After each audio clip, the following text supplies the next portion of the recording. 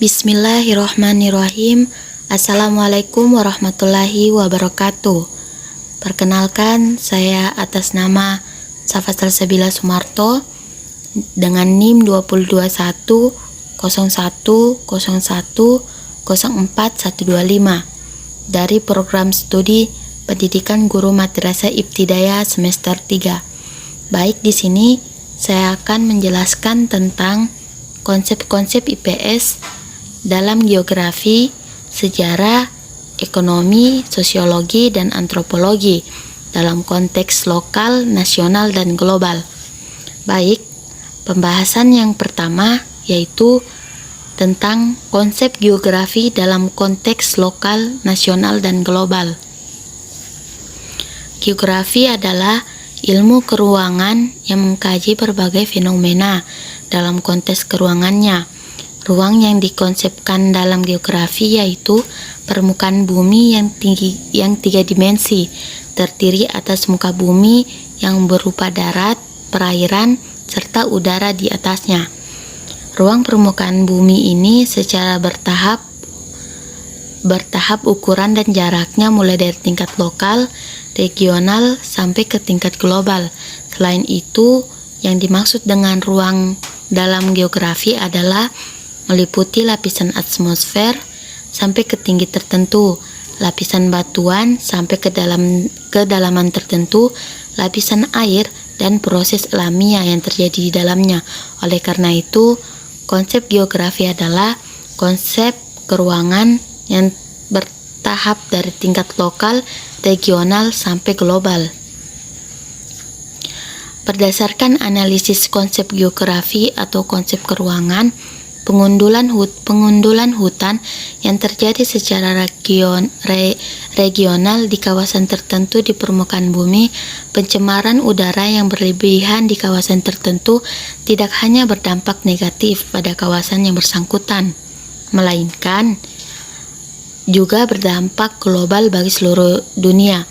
Pemanasan global yang telah menjadi kepedulian pakar-pakar lingkungan dan pakar klimatologi. Kemudian pembahasan yang kedua yaitu konsep sejarah dalam konteks lokal, nasional, dan global.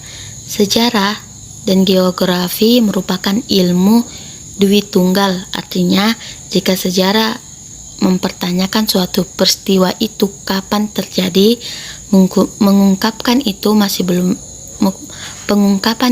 masih belum lengkap jika tidak dipertanyakan di mana tempat terjadinya. Dalam hal ini, dimensi waktu dengan ruang saling melengkapi. Dengan dipertanyakan waktu dan tempatnya, maka karakter peristiwa itu menjadi lebih jelas adanya. Konsep sejarah mengacu pada konsep waktu, terutama waktu yang telah lampau. Konsep sejarah suatu peristiwa membawa citra kepada kita tentang suatu pengalaman masa lampau yang terjadi di kaji hari ini, yang dapat dikaji hari ini untuk memprediksi kejadian-kejadian yang akan datang. Selanjutnya, dari sudut pandang sejarah dalam konteks global, tentang tokoh-tokoh, bangunan-bangunan, perang, pertemuan internasional, dan peristiwa-peristiwa bersejarah memiliki dampak luas terhadap tatanan kehidupan global, dapat dimunculkan dalam pendidikan sebagai acuan transformasi budaya, serta mengembangkan kualitas sumber daya manusia generasi muda untuk memasuki kehidupan global di masa yang akan datang. Baik, kita memasuki tahapan pembahasan yang ketiga, yaitu konsep ekonomi dalam konteks lokal, nasional, dan global. Berdasarkan konsep tersebut, pembahasan ilmu ekonomi mencangkup beberapa aspek. Yang pertama, menentukan pilihan keinginan yang tidak terbatas, persediaan sumber daya terbatas, bahkan ada yang langka, kegunaan alternatif sumber daya alam, dan penggunaan hari ini dan hari esok. Kemudian pembahasan yang keempat yaitu konsep sosiologi dalam konteks lokal, nasional, dan global.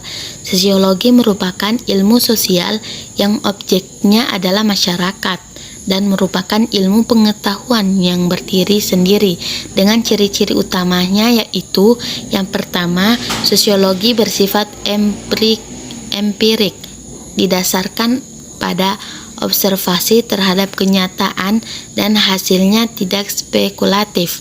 Kedua, sosiologi teoritis, artinya berusaha untuk menyusun abstraksi dari hasil observasi. Abstraksi itu merupakan kerangka dari unsur-unsur yang tersusun secara logis untuk menjelaskan hubungan sebab akibat hingga menjadi teori. Yang ketiga, sosiologi bersifat nonetis, artinya tidak mempersoalkan masalah kebaikan dan keburukan fakta, tetapi tujuannya adalah menjelaskan fakta secara analitis. Kemudian pembahasan yang kelima yaitu konsep antropologi dalam konteks lokal, nasional, dan global. Antropologi adalah ilmu tentang manusia, yaitu ilmu yang mempelajari tentang manusia sebagai makhluk masyarakat. Artinya bahwa manusia dapat ditinjau dari dua segi, yaitu sudut biologi atau sudut sosio-budaya. Namun dalam peninjauannya tidak melihat manusia sebagai makhluk biologis dan makhluk sosiobudaya secara terpisah-pisah, melainkan secara keseluruhan, yaitu sebagai satu kesatuan fenomena biososial. Kemudian tujuan antropologi ada 4 fase, yaitu akademikal, yaitu mencapai pengertian tentang makhluk manusia pada umumnya dengan mempelajari aneka warna, bentuk fisiknya, masyarakat, serta kebudayaannya. Kemudian praktis, yaitu mempelajari manusia dalam aneka warna masyarakat guna membangun masyarakat suku bangsa. Kemudian ruang lingkup antropologi, yaitu sejarah asal dan perkembangan manusia secara biologis. B. Sejarah terjadinya aneka ragam makhluk manusia dipandang dari sudut ciri-ciri tubuhnya. C. Sejarah asal perkembangan dan penyebaran aneka ragam bahasa yang diucapkan manusia di seluruh dunia, pengembangan, penyebaran, dan terjadinya aneka ragam kebudayaan manusia di seluruh dunia. E. Mengenai asas-asas dari kebudayaan manusia dalam kehidupan masyarakat dari suku bangsa yang tersebar di seluruh dunia. Itulah tadi yang dapat saya sampaikan. Kurang dan lebihnya mohon dimaafkan. Saya akhiri. Assalamualaikum warahmatullahi wabarakatuh.